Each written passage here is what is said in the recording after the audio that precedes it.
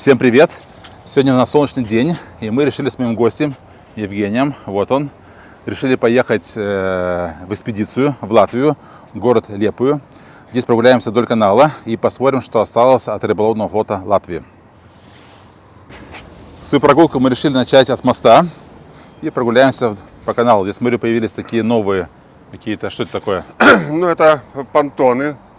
Здесь специально для стоянки этих вот яхт. Кстати, вот там дальше такая вот написано, даже вот здесь вот яхта Галинда.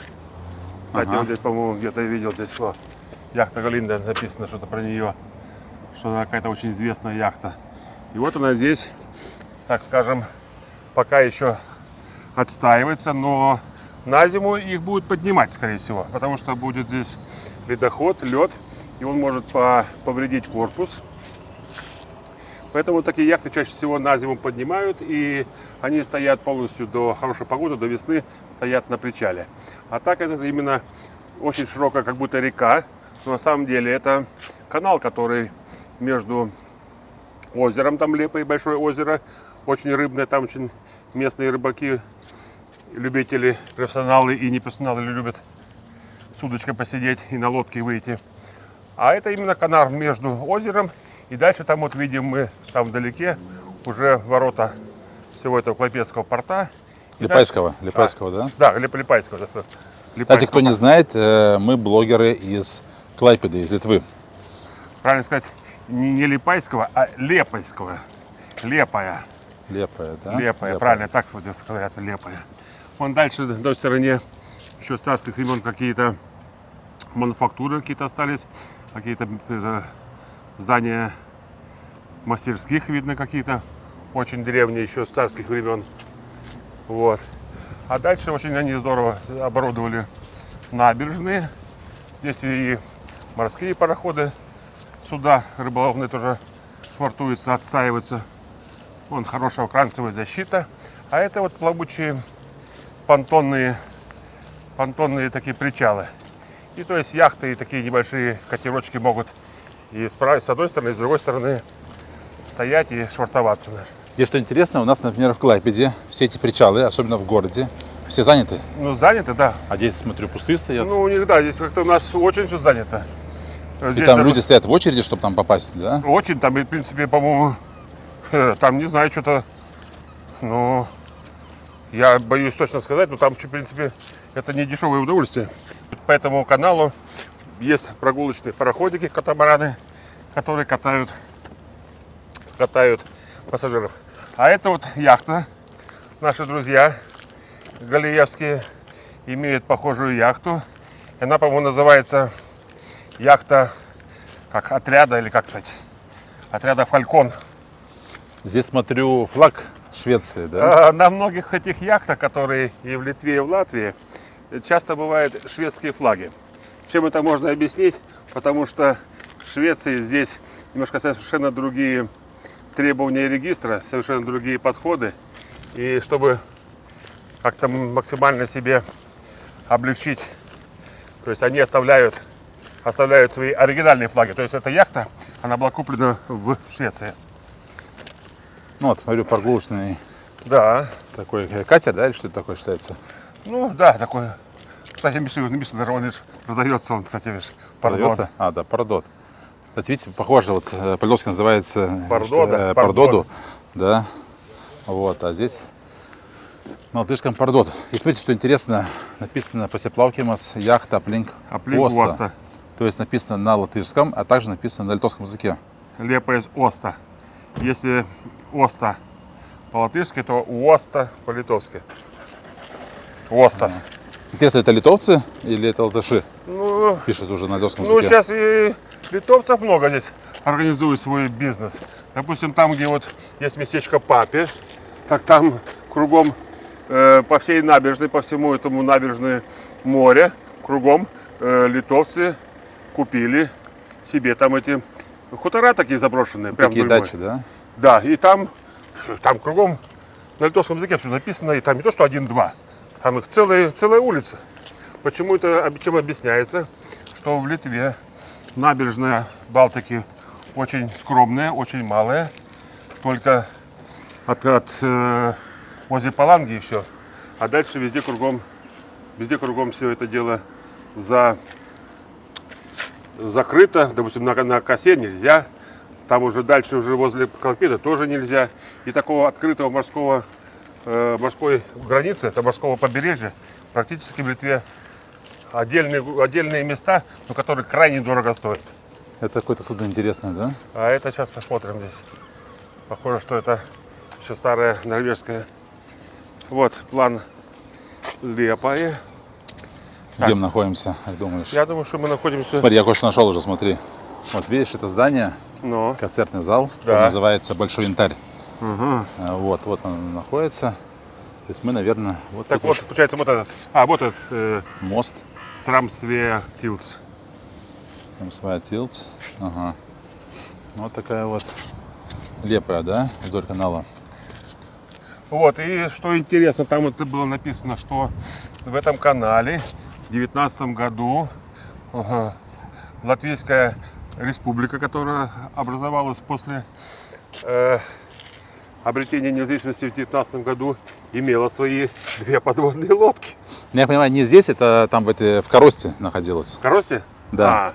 А здесь я посмотрел... Ну, я так понял, что не в Коросте, там вот именно показано в реке, что той Коросты тогда еще не было, может быть, или было царство. Не, оно было, но там в 91 году они как бы возобновили. Они взяли какие-то рыболовные суда, Да. их переделали в военные суда, и вот это такие были первые военный флот Латвии. Ну вот, допустим, в отличие от литовского флота, что первый пароход, можно сказать, военный, это президента Сметона был, который стоял в Швинтое. Это единственный, так сказать, военный пароход, такой более-менее боевой, который потом уже после 40-го года,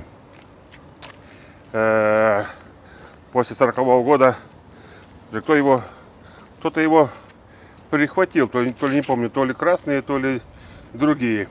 И потом он был потоплен подводной лодкой в Финском заливе. Угу. Вот. А Что это такое за судно? рыболовный траулер. Траулер, я думаю, что ему почти, может, лет 100 даже. Ему. Это вот именно траулер, который именно норвежский, это по-норвежски. Что это написано? Örnfløy. Это вот такая О с черточкой. Читается как У. Örnfløy, можно сказать, так назвать, наверное. Но он был ухоженный. Тоже такой прогулочный, да? Смотри? Да, видишь, все, вон, пожалуйста, красиво, какой местечки уютные, вон. Вот. Вон именно трюм, который закрывается, видишь, такая крышка интересная, которая на Рельсы такие, да? рельсы такие, да. И вот, видишь, очень аккуратно, очень ухоженный. Все красиво. Вот, новые швартовые концы. Вон плотики, шары. Так, дальше немножко пройдем. Не знаю, может посмотрим в другую сторону. Написано, вот, Ишли-Кося Юра. То Тоже есть, на русском, да? Да. Если тот именно только по каналу и туда в озеро, то на этом уже можно выйти в море уже. Цена 2 часа 25 евро. Дешево? Да, 2 что-то? часа 25 евро. Не дешево? Ну, в принципе, это нормально. Это может с него рыбу ловят, да? Рыбаки? Ну, вряд ли. В смысле такие, ну... Только именно выйти в море, там немножко тебя покачают. Есть, которые даже здесь знакомых жена, так она, короче, вот такой похожий пароход стоял у стенки, и там чуть-чуть немножко ветер дуло. И так чуть-чуть там пароход так качался. Так еле-еле. Так она укачалась, у причала укачалась. Ее стошнило. Так, здесь смотрю какие-то бывшие какие-то здания, да, Да. которые использовались для порта. Сейчас пройдем, там такой запрещенный объект, и не будем его снимать. Да. Вот, камеру отвернем. Это интересно, такие за монумент какой-то непонятный. Давай посмотрим. Там должно быть написано. Я не знаю, что это такое. Наверное, в Вильнюсе построили трубу. А здесь такую штуку Ну. сделали. Смотрим. Тиргус. Это рыбный базар. Жюлитур Тиргус, да. Ужвейц проекта. Курзамес региона Оста Атистатиба Тиргус. Етварас. Я думаю, что это такой рыбный базар. Это вот эти такие палаточки, это такие типа Ну, то есть базара. натуральный, так скажем, под крышей можешь купить себе какую-то свежую рыбешку. Тут же говорят, что эти суда, которые здесь ловят рыбу, Да. они, может, сюда приходят и здесь же эту рыбу и реализуют, может быть, свежую рыбу.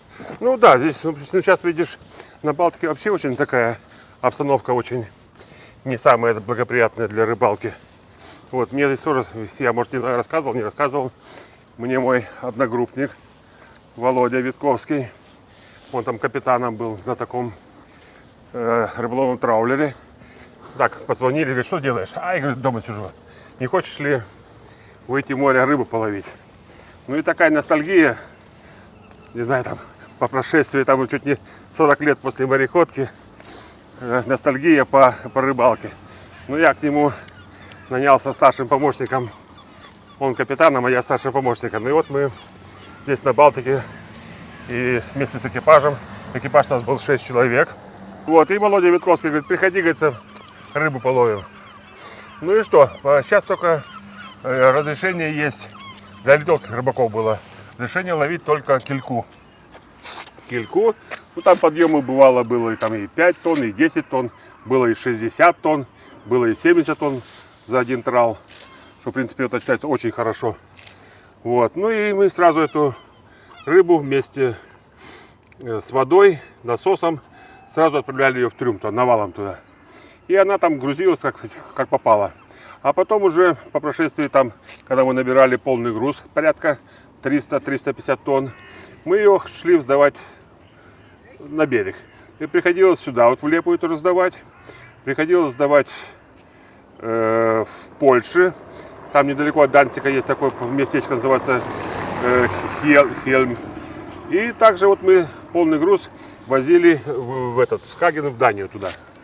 Туда мы, допустим, с Балтики до Скагена нужно было идти порядка 2 суток. Нужно было идти. Но там, чем объяснялось, там именно в Скагене очень большая такая фабрика по переработке рыбы. Там не то, что мы приходим, там приходят и из Атлантики, приходят, там и Норвегии приходят, и там и англичане приходили. И все, мы там 300 тонн, а англичане привозили там и по 5000 тонн привозили этой рыбы, все навалом. И там они производили с этого всего муку и рыбный жир.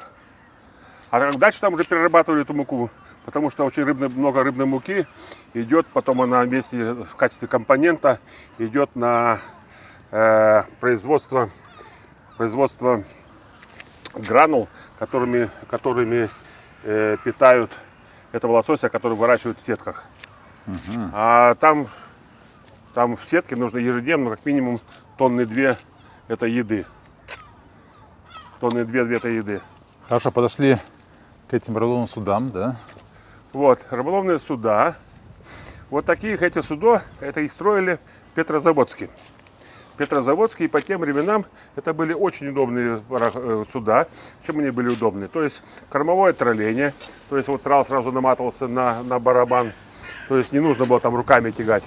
Вот. Нужно было просто именно отсоединить эти вот бобинцы, которые там верхние подбору. Там нужно было это тоже нижние эти груза, там их называли яйцами, называли эти нижние груза, эти самые такие основные, которые оттягивали полностью весь трал. А этот вот, или же верхние бобинцы, или называли еще щиток, который именно давал распор тралу, то есть вверх растягивал. А эти нижние, эти груза вниз тянули, и получалась такая здоровая, такая, говорится, мешок такой. И вот этим мешком тралили рыбу нашу. Ну и здесь, в принципе, экипаж на нем порядка 6 человек. 6-7 человек. Сейчас, да? Да, сейчас может и даже и 5 может быть. Потому что, допустим, лепойские и венспилские, они, в принципе, далеко не выходят. Они, допустим, им там хватает, допустим, поймать там 5 тонн. И они, где эти ящики? А, вот они, синие. Вот эти синие такие ванны синие. И вот они в эту ванну, она порядка 1 куба вмещается в эту ванну. Но они туда порядка 300 килограмм ложили туда рыбы, пересыпали там льдом. И сразу же утром вышли, и там уже после обеда они уже возвращались. И сразу эту рыбу свеженькую, не поломанную, там, кстати, не зажатую, они сразу отправляли на консервные заводы, консервные фабрики, где чаще всего из них делали знаменитые латвийские шпроты.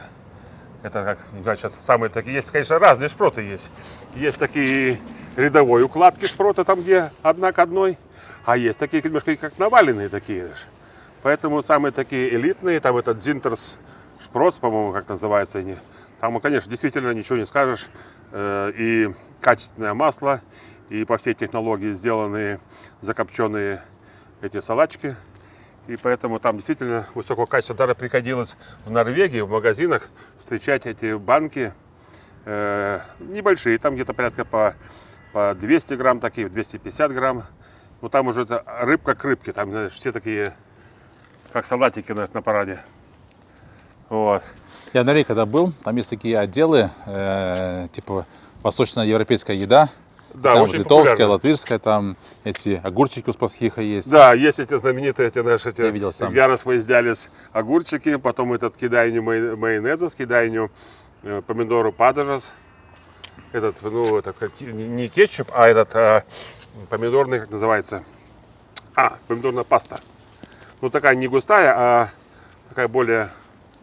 Есть паста, видишь, такая густая, она как, не знаю, как... Которую можно разбавлять, да? Да, потом? разбавлять можно, а это именно уже разбавленная, так назовем. Что расскажешь вот про само судно? Очень, в принципе, она довольно-таки неплохое. Мореходное качество у нее хорошее. Вот, допустим, вот этот, видишь, лаз такой, здесь, не знаю, лаз может быть даже или какой-то хозяйственный, вот черный этот кап, где вот. Ну и, как правило, с машинного отделения где-то еще должен быть на палубе аварийный выход. Помимо такого, этих, кстати, двери, ступенек, так, в рубке можно было спуститься в машинное отделение, но мало ли при ситуации еще всегда должен быть аварийный выход. Может быть, даже это и есть аварийный выход. Я не могу сейчас точно сказать. Я на таких не работал. Это вот именно в Клайпеде вот тоже были такие же. В колхозе были. В колхозе вот такие были пароходы. И вот совсем недавно вот так же, как здесь стоят эти пароходы, также такие вот эти траулера стояли в Клайпедском порту, там вот где на кольце. И тут вдруг все пароходы проданы. Сейчас такого парохода их было, не знаю, может было штук, не знаю, может 20-25 таких стояло. Сейчас ни одного нету, все. Полностью чистые причалы. А латышам хорошо. Они их купили у литовцев. Смотри, видишь, написано Клайпеда. Ну вот, да, вот. Кстати, вот. Кстати, Клайпеда, да. Ага. Кстати, наш Клайпеда. Флаг латышский. Вот флаг литовский. Вот, да, флаг литовский. Литовский, а там дальше вот латвийский флаг. Покажу поближе, приближу. Видите, литовский. Вот, там это, вот. значит, этот был перекуплен из Литвы. Интересно, это сейчас владельцы литовцы? Нет, или латыши. латыши, все. Ну, видишь, этот пароход уже так давно стоят, уже без работы. Трава уже растет. Что, видишь, у него даже на палубе стала расти трава. Ты снимаешь это? Да, все снимаю. Трава стала Все расти. покажем. Он уже и мох такой даже, значит, уже. Вот, это, видишь, уже... это вот порт приписки Лепая. Но он тоже такие, смотрю, какие-то полупрогулочные, потому что, видишь, видишь, уже этот может выйти в море. У него эти и ванны есть, и трал намотан на барабан. Здесь же нет ничего. То есть он как сейчас бы такой в консервации, да, такой? Да, он в таком консервации, просто себе он видишь, Покрашен, да? покрашен, ухожен. Правда, травы все больше и больше растет. Но если при желании, конечно, его можно оживить. Потому что самое главное, не то, что это трава, самое главное двигатель парохода и корпус, так скажем. Это, как думаешь, рабочий? И это тоже, видишь, пустая все. Вон открыт этот кап, открытый. Что у нас там видно с этим капом? Ну, сейчас я посмотрю. Да. Ну, похоже, там... что это машинное отделение. И там кто-то варит. Да. Варит это. Ясно.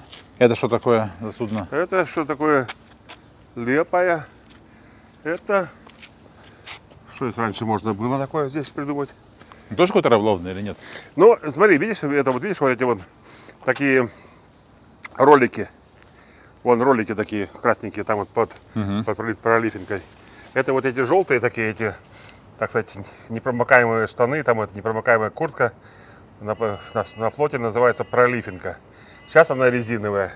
А еще те, которые старые моряки, рассказывали, что они были еще после войны, там были брезентовые.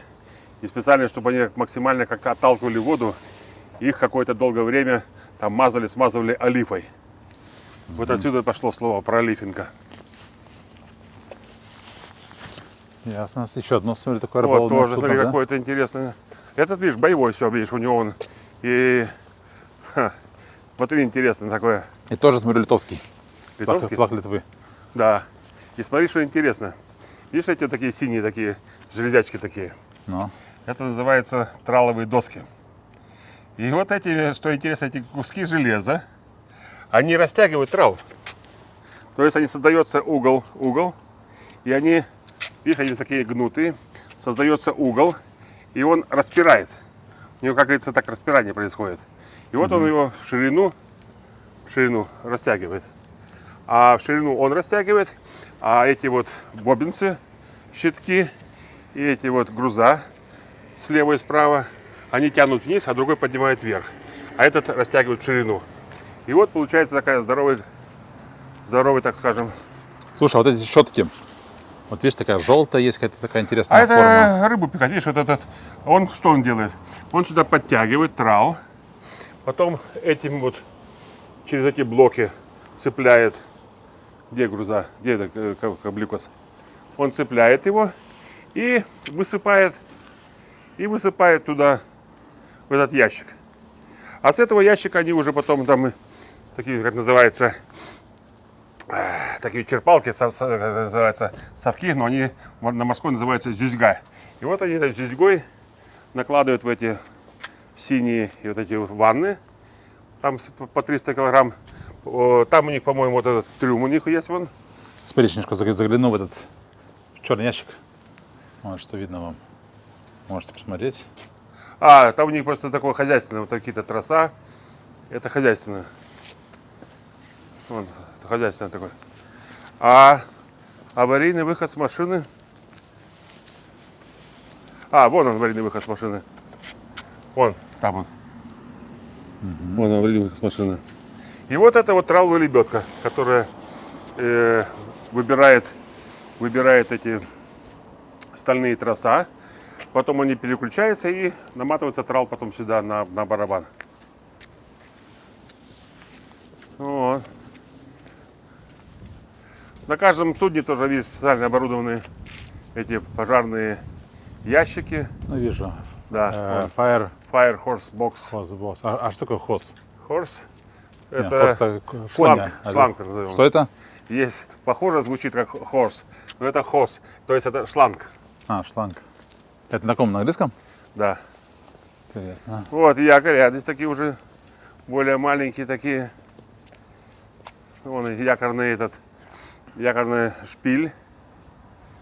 Правда, здесь не шпиль, ну, можно шпиль назвать. А так он называется барашпиль, наверное, на других пароходах называется. Но здесь больше похож на шпиль такой небольшой. Вон у него этот вверху, куда тоже конец можно наматывать и выбирать. Смотри, я обратил внимание, уже первый раз вижу, вот такой флаг Q8. Что это такое? А это просто какой-то рекламный такой. Рекламный? Да. Потому что, допустим, вот здесь вот сейчас увидим, идем сюда немножко обратно.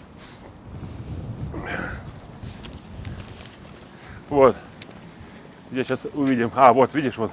Допустим, на море, чтобы определить, допустим, да, вот судно идет, это рыболовное, а непонятно, то есть занимается оно ловом рыбы или не занимается. И поэтому по правилам морского судоходства, правилам МППСС, ты должен поднимать вот такие треугольники знаки. всякие, да? Да, вот этот знак называется судно с тралом, который. А также ночью еще тоже делаешь эти и ночью огни, вот да? Дополнительно зеленый и белый огонь. Слушай, ну эти фигуры, по-моему, должны быть какие-то такие, ну, не сетки сделаны, еще другого. Ну, здесь сетки сделаны, потому что если там сделать с парусины, то там так начнет его крутить, знаешь. Ага. А здесь на Балтике, вот сделана сетка. Там же всякие шары, какие-то треугольники. Шары, да? это значит это судно на якоре. Если якорь опустил, значит ты судно на якоре.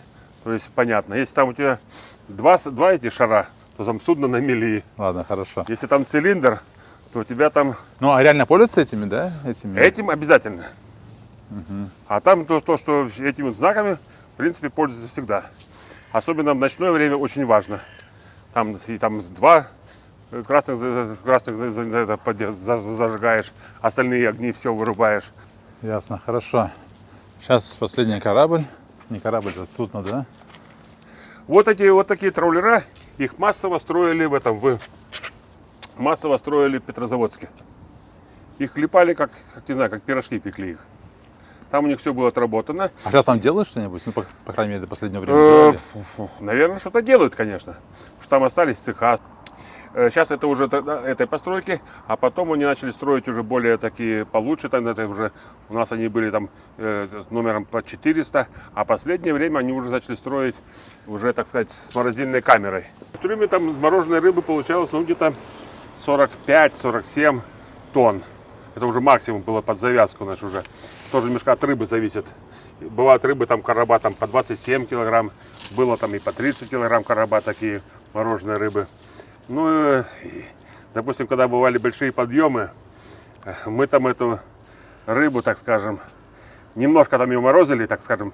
Если там по технологии нужно морозить там 2 часа морозить рыбу нашу, то мы ее морозили всего там, скажем, час. Она такая уже только начинала хвататься. И мы такую полумороженую отправляли в трюм, потому что бывало большие уловы. Там, для нас это большой улов, это было 5 тонн. А максимальные эти морозильные камеры, ну, максимум 3 тонны могли за сутки. Поэтому, чтобы максимально обработать хорошей рыбы 5 тонн, мы туда в трюм гнали такую полузамороженную. И эти короба потом были такие, не то что такие ровные, а такие все скрюченные такие, знаешь. Ну и другой раз проходило это дело, но были случаи, что потом рекламации приходили, что у вас, мол, рыба не кондиционная. Ну, чаще всего эта рыба вся шла в Африку шла, продавалась. Но там немножко совершенно другие требования были.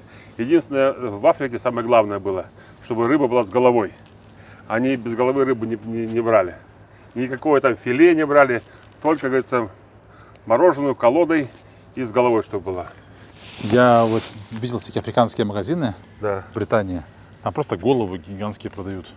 Ну, может, отдельно есть такие головы, такие там, где это есть такие, рыба называется морской черт. То у него такая голова, действительно, там в этой голове, не знаю, ну, эту голову там запекешь, что, в принципе, этой головой можно и обкушаться даже. Так, снимем еще немножко вам. Из слепа я заметил, очень много таких появилось интересных рисунков, картин таких уличных. Написано Rave Team. Ты думаешь, что это такое? Это какой-то музыкальный клуб или что это? Ну, как это видишь, видишь, это такая шестеренка, нарисованная шестеренка. Это, в принципе, значит, Ротару Клубас, но, конечно, не похоже на Ротару. Типа рот? Не, я не думаю, что это Ротару Клубас, значит, это такое, что-то такое. Потому что я не думаю, что этот краснощекий похож на Ротару. Член клуба, да? Член клуба Ротару. Кто не знает, а что это вообще такое за клуб такой? Я видел, что в Клайпеде есть, где это вот, где Я раньше так понимаю, было. что это клуб какой-то каких-то новаторов каких-то, знаешь. Не-не-не. Они там какой-то, не знаю, какой-то не... Там такой клуб. Ну, там, говорится, там Серьезные люди там сидят. Там серьезно, там не клуб любителей пива, знаешь. И он уже, этот клуб существует уже, не знаю, лет 100. Лет 100. Это, может, какие тоже какие эти называются, как называется. Фу. Как эти наши? По-моему, там, где гостиница не Клайпед, так называется, Виктория. Есть там, да. И там стоит табличка, что здесь собирается Ротару Клубас. И он там собирается уже, там 100 лет собирается. Да. А, кстати, вот обратите внимание на эти вот шиповники. Я в прошлом ролике снимал про Курскую косу. Вот, которые являются типа иногородними, которые... Иноземные, да? Да, иноземные, которые засоряют набережные. А это, я думаю, что бывшие какие-то ремонтные мастерские. Ну. Потому что здесь именно был этот колхоз знаменитый, рыболовный колхоз «Большевик» в Лепое. Крайне богатая рыболовная организация, которая объединяла не то, что именно лепойских. Они объединяли и с Папе, там тоже была артель какая-то своя, и с Павелоста тоже они там объединяли свою артель. И все это под единым началом, которое называлось «Большевик». И там это... Чтобы попасть в этот большевик, в этот колхоз, по тем временам это было крайне за хорошую удачу. В Литве никогда не посылали в Латвию в колхозы. Может, механиков, да, иногда посылали механиков, но судоводителей никогда не посылали. Вот. А так они все именно чаще всего в этих, говорится, в мореходках учились именно по направлению от колхоза. Чей-то там родственник, чей-то там сынок именно направлялся в мореходку учиться, чтобы потом, когда закончит, вернуться в свой колхоз. И они и стипендию хорошую получали такую, ну и заработки были действительно.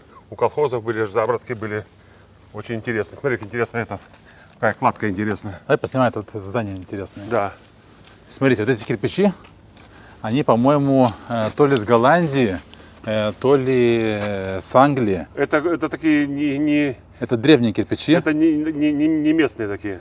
У нас в Клайпеде есть здание, Есть где одно такое, да. музей Малой Литвы. Да. Он построен из кирпичей. Еще какие-то здания есть. То есть это такие одни из самых таких старых кирпичей. Они такие маленькие, видите? Тут вообще, смотрю, какая-то солянка. Смотрите, какие-то камни. Это залепили. Это новое уже все, Это, да? да, это видно проседал. Вот. Они, короче, натаскали каких-то прикольных кирпичей. А оригинал, вот оригинал. Я Вот не оригинал, знаю. вот он. Вот и оригинал, вот он. Вот. Не знаю, я вообще сомневаюсь, что вообще здесь вообще что оригинал есть. Кирпичи оригинальные, они откуда-то разобраны с другого места. И смотри, современный бетон. Да. Я думаю, что это просто имитация старины. А, вот оригинал, смотри, вот. Еще этим такой. Ну вот оригинал. может быть. Вот это вот оригинал. Да. Я не знаю, вот видите, что здесь есть. Вот разваливается весь, даже боюсь трогать его, да. Вот кирпичик. Это вот может оригинал, а здесь все. Даже интересно найти это место, что-то раньше было. Смотри. Может, это было какое-то такое Смотри, полуразваленное видишь, здание. такой еще такие стяжки. Специально угол стягивали, видишь? Да, Фиксировали, чтобы он не разошелся. И, смотри, и сверху, и снизу. Вот специально такие стяжки. И помимо еще этого, он специально еще стяжки по вертикали. Интересно, это делали уже в советское время? Не-не-не-не. Такие ремонтные работы? Не-не-не-не. Нет?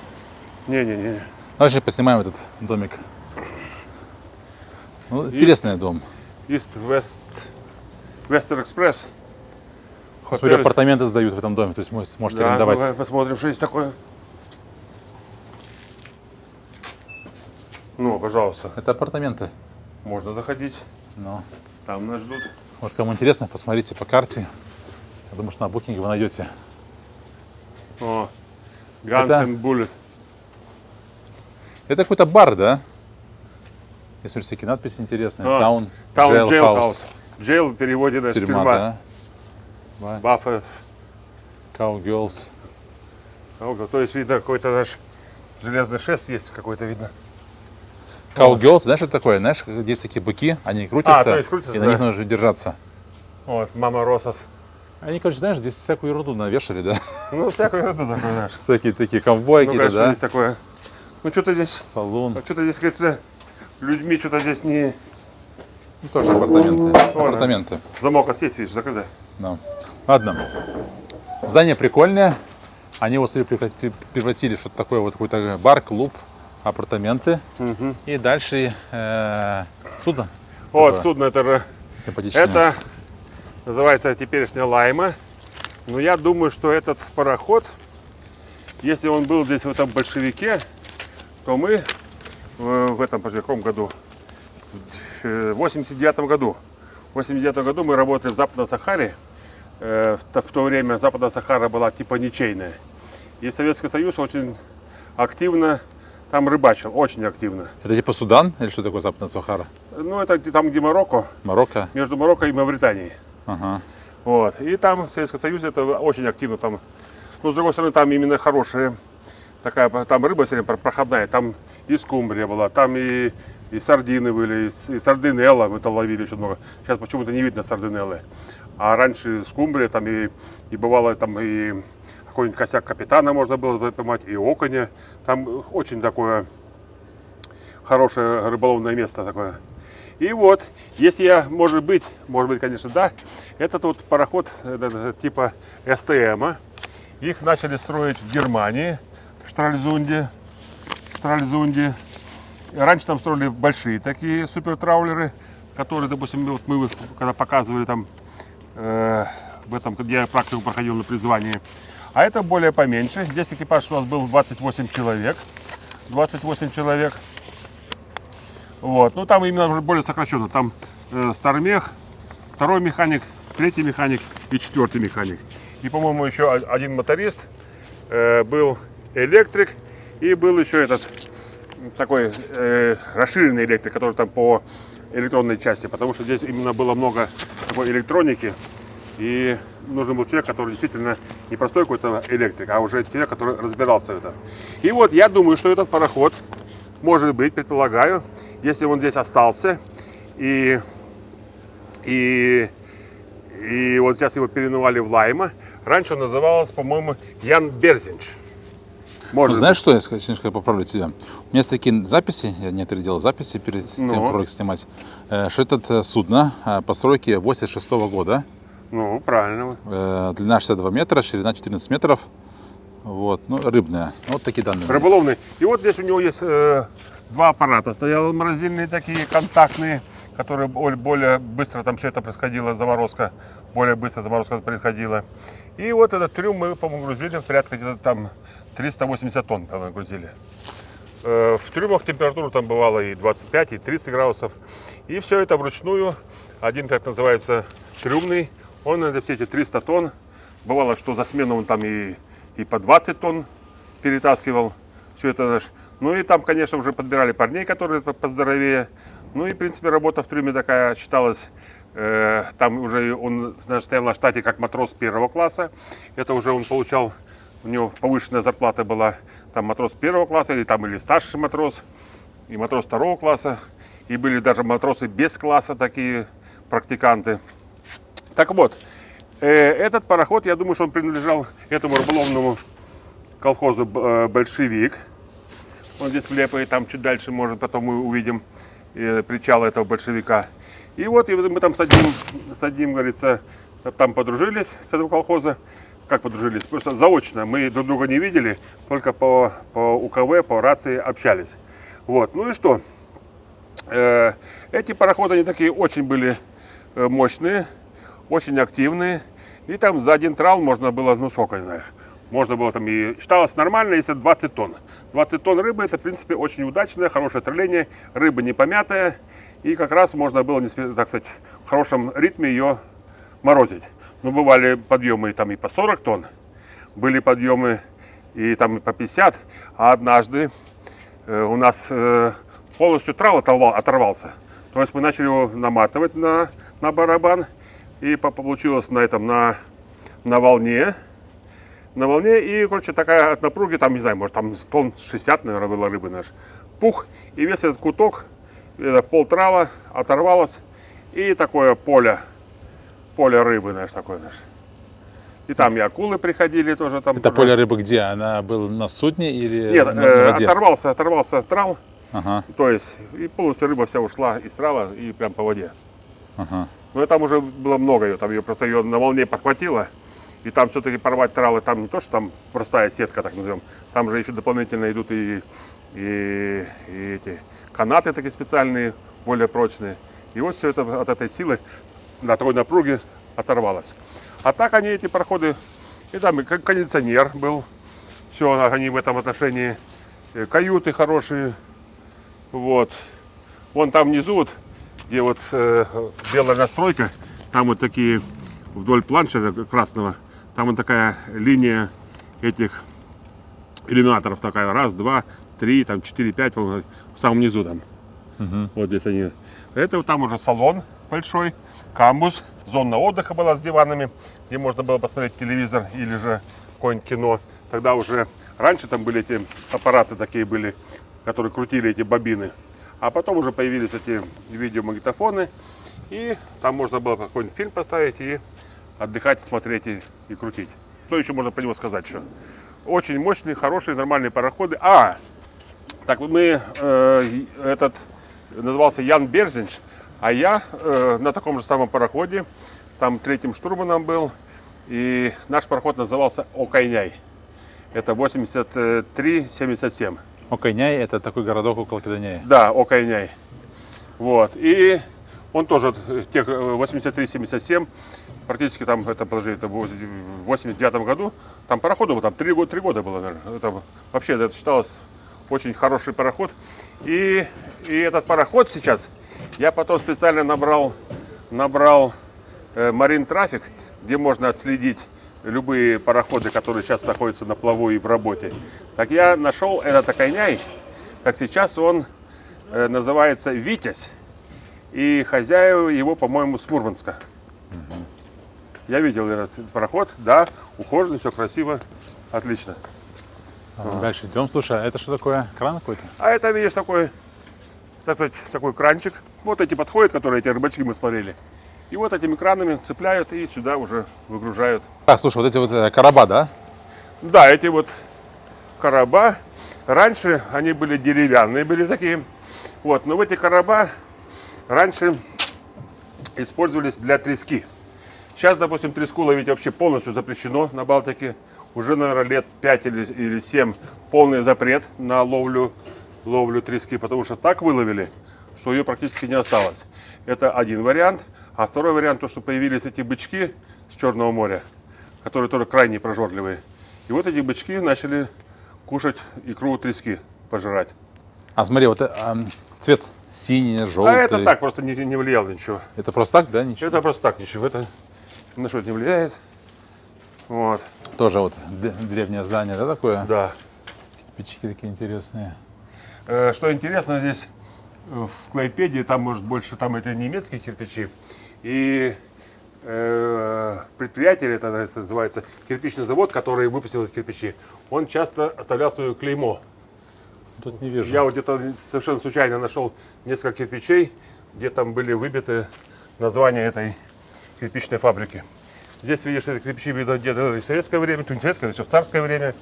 Поэтому такие... Я думаю, что тоже есть, но просто они делают не на все кирпичи клеймо. Ну вот, пожалуйста, видишь, такие вот. Зевес. Ну, то есть жую продукты. Здесь, наверное, да, просто продают, да? То есть просто? такой, как называется, трейлер, который имеет рыбу. И он сегодня здесь приехал, какое-то местечко. Это, знаешь, смотри, здесь вообще ресторан. Рыбный Да, ресторан. рыбный ресторан, да. Зивью зупа, то есть суп, Да. продукты рыбные. Да. Это вот ресторан, смотрите, такие штучки можно здесь кушать. Салита здесь, то есть купинатас, короче, так вот.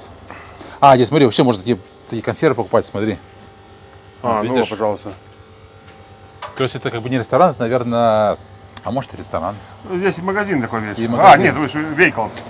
Вейкалина. Ну вот, смотрите, никого там нет сейчас почему-то. Ну, короче, есть. Остренькие, интересные штучки. Да, смотри, какие интересные. Я впервые это вижу такое. Я тоже такой нигде не видел. Да, они так вот это сваренные. Стулья какие интересные, значит, с сыпурой. Вон эти рыбаки, которые... Это, может, рыбаки были? Да, да, это рыбаки были. Не думал, что там это. Ну, вот такие же самые, которые мы в прошлый раз снимали про швартовку этого круизного парохода. Вот такие же алюминиевые боты тоже, на которых они выходят в море. Интересно, а куда они тут? Море там находится. Ну, там, подожди, там же это озеро, может, они в озеро пошли половить, проверить свои сети. Здесь, ну что, на берегу канала, в принципе, вот такие стеклянные, такие, как называется, павильоны. Сейчас такая мода новая есть. Да, и, в принципе, довольно-таки очень хорошо. Был такой популярный ресторан, сейчас закрылся, назывался Толина Классикос, Миллераги был. Там тоже вот такие теплицы были. Так, здесь можно идти, нельзя? Ну, здесь идти можно. Ну, так скажем, я все эти про кирпичи, так скажем, оригинальные. Здесь вот тоже вот еще это старые кирпичи оригинальные. Вот они даже отличаются даже по весу и отличаются по форме. Допустим, в Клайпеде те дома старые, если кирпич такой нормальный, то старые клайпедские, они, во-первых, шире и длиннее. Они, например, вот такие. Ну, поменьше, может, ну такие, да. Да. И вот здесь вот, так сказать, заводы, так сказать, нет, никаких мы не видим, но мы нашли Подальше отойдем, покажем, что мы очень нашли. известную надпись интересную. Так, Но что здесь написано? пока подумайте. Вот. Там вот в конце что-то я плохо вижу без очков. Ну вот, почитайте сами. Так. Ну, кто-нибудь уже прочитал? Еще раз показываю, смотрите внимательно. Вначале Что это здесь написано? оригинальные эти вот кирпичи, которые вот слава. Потом, видно, было какое-то порушено было. Они восстановили другими кирпичами. И часть слова пропала, но осталась только буква У. Слава У. А дальше что я без очков не вижу. Ладно, я прочитаю. Мы же разобрали этот ребус. Здесь написано «Слава великому». То есть, видите, вот часть слова нет, осталось только «У». И в конце написано «Сталину». Слава великому Сталину. Вот так вот в Латвии в 25 году в центре города, да. Не, они все памятники убрали. Но это, значит, такую смешную, как назовем, не смешную. Это вообще, да? Это вообще, это история, хочешь не хочешь. Это у нас тоже в Клайпеде. Мы потом сделаем такой тоже этот репортаж про клайпедские памятники. А, да, у нас тоже идея есть. Да. Тоже кое-что поснимаем. Ну вот смотрите, я думаю, что это вам никто не показывал. Я даже вот перед тем, как этот ролик делать, поинтересовался. На одном форуме нашел только что-то такое тоже было. Это мне Евгений еще прислал пару лет назад. Да. Да. Вот. Я тоже такое нашел. Ну, в принципе, об этом даже некоторые местные просто, я даже местных спросил одного, он говорит, даже, не местного, он вообще здесь уже с экипажем, мы здесь гуляли, такой тралмастер Олег. Я спросил его, он говорит, много времени здесь был в Лепое, но тоже это впервые услышал. Мы с ним гуляли здесь, с парохода вышли погулять вечером, и вот я так иду, что-то написано такое, ну и увидел. И для него это тоже был сюрприз, хотя он в Лепое здесь лет 10 они уже каждый раз заходили и там вот выгружались. Ну вот смотрите, вот это место, вот, здесь далеко находится мореходка, вот, снова начинает пилить, идем отсюда. Ну вот что интересно, в Лепое очень много таких исторических красивых зданий. Сейчас, секунду. Короче, ребята, нас глушат, видите. Только вспомнили Сталина, включили глушилку. Короче, буду громко говорить, чтобы нас не заглушили. Вон, дым уже пускает, чтобы никто не прочитал. Видишь? Вот, запустили дыма. Думают, что мы не увидели. Короче, смотрите, вот об этом никто не знает. Даже местные об этом не знают. Это такой полный эксклюзив, да? Так, ладно. Дальше Вон идем. опять видишь, это в Лепое очень популярные рисунки на стенах.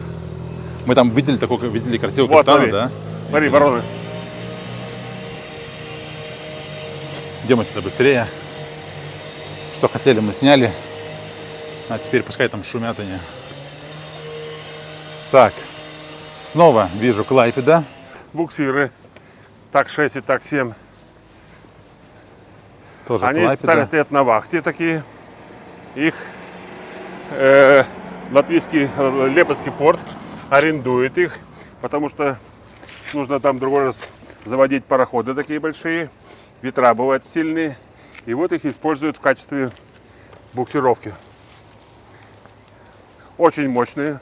Они новые, да? Да, очень мощные. Слушай, а они где их произвели? Похожие строили в Лепое, в Клайпеде тоже строили, похожие. Мне знаешь, что кажется?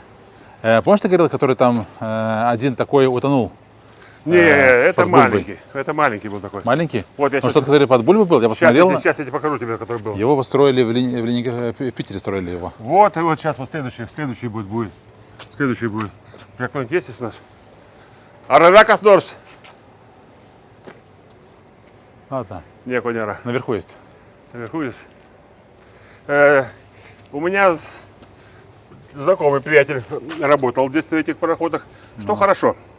Здесь они приезжают в Лепую на командировку 10 дней. 10 дней находятся на стендбай на вахте. И потом 20 дней сидят дома. Очень такое интересное такое. 3 экипажа полностью сюда приезжают и 10 дней находятся здесь вот на стендбае. Смотри, какой мощный. У него осадка 5 метров. Это очень глубоко для буксира. Он вообще вот может даже 6 метров. Но это, ой, мощный. Он может так вот на месте стоять. Он может так вот развернуться, вот так вот. Не отходя с точки. Может так двигаться боком. Может так двигаться боком. У него именно, так сказать, пропеллер, винт, находится посередине судна. И эти вот такие, не знаю, правильно, неправильно, такие буксиры, по-моему, называются трактор. Ну, красивые. Да, это, видишь, вообще... Они новые, наверное, да? Да. Здесь что интересно, видите? Я Тот литовский типа, а этот типа латышский. И смотрите, что интересно. Было написано Клайпеда, потом ее закрасили и стала Лепая. Да. То есть, скорее всего, А его смотри, там вот перекупили. следующий он буксир. Он написан видишь, на старое название ГОСТа. Где ты видишь? Он. Тот. Видишь, ГОСТа. А внизу порт приписки Норрчопинг. Это шведская там. И это тоже буксир, да? Да, ну это уже такой старый уже. А его используют? Может даже и не использовать. Видишь, он такой уже. Ну, может использовать, но он какой-то немножко неухоженный. Взять этот, смотри, у него палуба какая чистая, все красиво, как будто с картинки он. Кстати, на этот ТАК-7 я на нем был, на этом пароходе, и мог на нем даже работать, но потом, по-моему, спросим этого. Думаешь, литовцы это? Да, литовцы, конечно. Да? По-моему, ушел, он, не видно его уже. А, вот видишь, такая цилиндр такой красный. Что это? Ну, что это Вот, такое? этот фаер-план. В этом плане есть план судна, все, где что там это подключение береговой пожарной системы, электросистемы. И также там есть судовая роль, где записаны все члены экипажа, которые в данный момент работают на пароходе. В данный момент. Допустим, кто-то приехал новый, идет замена судовой роли. То есть по новой печатают, и этот, который человек убыл, его убирают, а на его место, на его позицию ставят другого. А куда они эти данные потом передают? Нет, просто это, так сказать, на случай такого, чтобы знать, кто на пароходе работает. Мало ли какой-то пожар, мало ли какая-то ситуация случилась, чтобы знать, кто и что. Вон какие-то тали специальные, Что это такое? ну, ремонтные. Аша, вот это что такое за судно? Свеки! Сейчас, подожди немножко. Свеки! Добрый день. Вы с этого стака, да? А, ясно. Мы тоже с Клайпеды, конечно. Здесь мы просто приехали сюда поснимать чуть-чуть про эти вот старые эти МРТК, которые латыши перекупили. Вот. Продали же. Да, продали все. Сейчас ничего не осталось. Много там осталось. А они дальше еще куда-то уехали или что? Или в море вышли? Нет. А там нету. Там дальше есть чуть-чуть. Нет, тут когда было их много, сейчас их, ну не сейчас, уже, наверное, года 3 назад, 4, как датчане сказали, что надо, короче, выплатили это. А, эти компенсации такие. То Да, есть ты компенсации. уходишь с рыболовной отрасли. Да, получаешь компенсацию и все, и их порезали там. А то, что осталось тут вот, здесь 2-3 стоят, и там, наверное, штук 5. А сколько сейчас экипаж на пароходе? 3 человека. 3 только, да? Да. Механик, штурман и... механик и матрос. Да. Раньше, по-моему, больше было, да? Ну, я тут как бы 2 года всего работаю, не знаю, что тут было раньше, наверное, было больше. Ну, то есть я когда был, этот пароход, то есть он на месте может развернуться, да, до пятки. Да. У него уже этот идет такая Да. нога внизу, и она Крутится винт вин. крутится по кругу 360, как хочешь. Там, по-моему, раньше называли, как трактор называли, да, система или как-то? Так она и здесь называется. Трактор, да? Трактор, да. Ну, он мощный, наверное, да? Ну, каждый по 1800. О, Извините, можно вам прицепить? А то ничего не слышно будет. Просто сюда вот прицепляем и все. ну, интересно так. Да. Так эти часто приходится здесь выходить, кого-то конвоировать, кого-то там раскручивать? Мы как бы это самое, сюда заводим такие Там чуть дальше, там где-то большие, этот. да, там 3 есть этих самых, трое ворот, северные, центральные и южные ворота. Ну и заходят сюда такие выше там где-то выше 100 метров, 150, 200 То их метров. просто Те уже раскантовать и раскрутить, чтобы они... кантуем, там берем возле ворот, Ага. один буксир на носу, другой в корме, и его туда тащим. Ну, это ежедневно происходит такая работа или бывает по Не, необходимости? вот сегодня нету ничего. Вчера там 3 работы было. То в док заводим, и с дока выводим, и сюда заводим. Которые сейчас просто затишье такое. У меня... А маленькие сюда сами заходят. Да, Сань, я здесь был на таком пароходе, мы рыбу ловили на таком траулере. Мы там в самом начале где-то эти колхозные причалы там Там, вот, может, помните, вот такой пароход был, Тове назывался. Это Я как бы пришел Инкса, с больших судов сюда. Ага. Я работал в Африке там на этих, на рефрижераторах ну, больших там, а потом уже время подошло. Сказали, старше 60 уже нельзя работать. ну. Так нас- вы это ходили в БРФ, ходили, да? Нет, я работал от то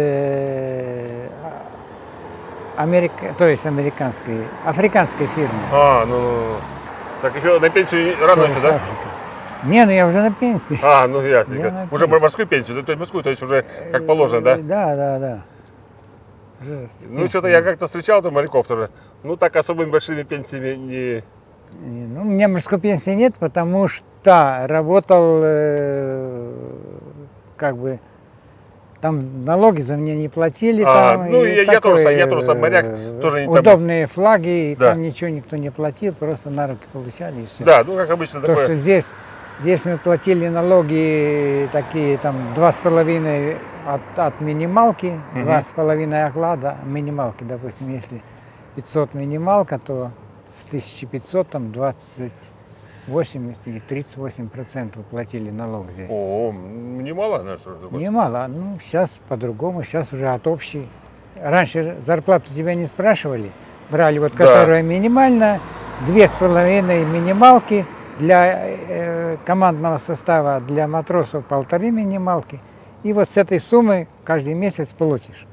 А сейчас они сделали, надо все, что ты заработал, премии, все.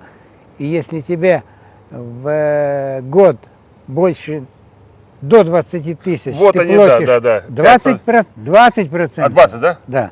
Если тебе до 78 тысяч платишь 31%, если выше 78, там я даже и не помню, что. Короче, А вы такая. это какой-то, сейчас же стаж, по-моему, необходимый минимум, по-моему, 30 лет был, да? Не, ну у меня есть стаж, все собрали, тут да? есть, да, все есть стаж, но как бы такая пенсия. Я что-то пошел в эту Пенсия не проживешь на пенсии. Содру пошел, то говорю, так и так, посчитайте мне этот мой рабочий стаж. Да, мне посчитали тоже, что я там в Борфе работал, потом там, когда это еще имел такое свое индивидуальное предприятие, тоже засчитали, потом засчитали, что эти военные сборы здесь в Лепе проходил, потом эту курсантскую практику тоже засчитали. Ну, в общей сложности у меня там собралось 26 лет. Но это тоже по теперешним меркам это тоже немало, потому что я здесь от других спрашиваю, как там, у другого там всего 15, у другого там 13, хотя он там уже 20 лет на контракты ходит дальше. Ну, я мореходку закончил в 69 году, и с тех пор все время работаю. Ну, так, как бы со стажем все нормально. Ясненько. Только что пенсию не очень-то хотят повышать. У меня Такая себе знакомый пенсия. здесь работал такой Сергей Жук. Так он Да. говорил, Сергей Жук. Ну, тут он был, да, знаю. Он говорил, что там они раньше по 10 дней. 10 дней здесь на борту у Лепы, а потом 20 дней свободные. А в каком часто режиме вы работаете? Так же самое, по 10. По 10? Да, нас, А что-то этот парень сказал, что по 5 суток работают они. ну, 2 раза по 5. 10. Нет, ну так они 2 раза приезжают. Они 10 подряд не работают. И вы тоже, мы не и вы тоже не. работаем. Не, ну так. Я думал, что Ну, 10 нам надо, чтобы было 10 дней в месяц. А как ты работаешь? 1 день через 2 или там 2 дня через... Ну, у нас такой Все понял. как бы график я не что-то очень. понял. Вот сейчас я с 1 числа не работал, сейчас с 6-7 буду работать. 8 мне надо к врачу, значит, другой будет кто-то. Потом опять 3 дня подряд до 11-го. И потом мне опять неделя перерыв, и опять как-то так. Кое-кто там на 2 работах работает, так что как-то так. Но эти латвийские моряки, они много этой рыбы ловят? Приходят с рыбой, да? Ну, приходят все время с рыбой. Если сюда приходят, то Вот все время рефераторы да, стоят да, тоже наготове уже. Да. Здесь у них база есть. Это такая Да, они сюда, тут холодильник рыбаза у них такая. есть, да. А куда они эту рыбу свежую? Где у них находятся эти коптильные все эти наши рыболовки? все на фурах и куда-то вывозят. А, я что-то тоже, мы когда... Вот рефрижераторы стоят. Мы когда Грузят привезли тоже рыбу, тоже, ну это для кильку, для рыбной муки. Да. Нас забирали. И куда-то здесь от Лепы где-то километров то ли 20, где какая-то деревушка есть, бывший Ну, колхоз. есть тут какие-то в деревнях есть как бы частные такие Да, частные такие, предприятия, да. они там что-то коптят. Ну и здесь рыбзавод. Рыбзавод тоже. Он еще работает, да? Ну, литовцы перекупили, тут Литовцы вроде. перекупили? Да. И А. тут вроде будут делать эти крабовые палочки. Ну, что-то закупать не здесь. Закупают в Норвегии, в Дании. да. Сырье закупают оттуда. 180 тысяч вроде будет годовой оборот. Тонн рыбы. Тонн рыбы, да. 180 тысяч? Да. Это очень много. Ну, так, Откуда так столько рыбы взять? говорят, не знаю. Это очень много. Мы когда работали на этом рыбы, Так было написано. мы за месяц поймали 600 тонн трески. 600, о, не трески, это и кильки. 600 тонн. Ну, если они говорят, что будут привозить, допустим, таких вот 3 фуры каждый день. Ну это фура по 20 тонн примерно, 25. Ну, 3 фуры каждый день на 70 30 тонн. умножьте. Ну да, 7,3, 210 тысяч. Еще своих тоже подловят. Ну, да. Ну так и получается. Ясненько. Да. Ну что, как вас зовут? Николай, Николай, очень приятно. Меня Евгений. очень приятно. Все. Да. Спасибо вам за интервью. Забирайте свой этот. Я тоже даже участвую в этом деле здесь. Вот. Я тоже. Хорошо, да. Мемельландер, одним словом. Вот. Да. Мемельландер. Да, одним словом. То есть Клайпецкий наш ландер. Все, спасибо, Николай. Спасибо, до свидания. До свидания. Ну вот, интересно. А я, знаешь, не совсем понял, он из Лайпцига или местный? Клайпецкий? Так, еще смотри, один. А я, кстати, не спросил, может он и не Клайпецкий. А видишь, это вот эти буксиры, видишь, у них такая рельса есть. Вон. Ага. И этот вот гак, видишь, там, где он под зеленый этим брезентом, он, это, видишь, может, то есть он может раскручиваться, знаешь, и этот гак этот, он по рельсе гуляет. А это судно, оно тоже рабочее, да, это? Вот это Ну, клинц? этот клинц, сейчас я думаю, что уже не рабочий уже такой. Потому что тоже, в принципе, состояние, ну, нормальное состояние. Ну, видишь, эти гаки зачехлены. Концы швартовые, смотрю, уже, видишь, уже потертые такие давно. Уже давно судно стоит. Вот. А что же делать с такими вот судами, которые вот, ну, что он Ну, делает? во-первых, Для чего он здесь очень хорошая сталь. Здесь очень... А, смотри. Если тот красный, он Норрчопинг в Швеции построен, то видишь, вот этот, вон он, осталось старое название еще, Гамбург, порт приписки. Видишь, вон Гамбург. стоит? Здесь плохо на камере видно, но поверьте мне, я вижу Гамбург. Да, порт, это изначально это был немецкий буксир. И вот.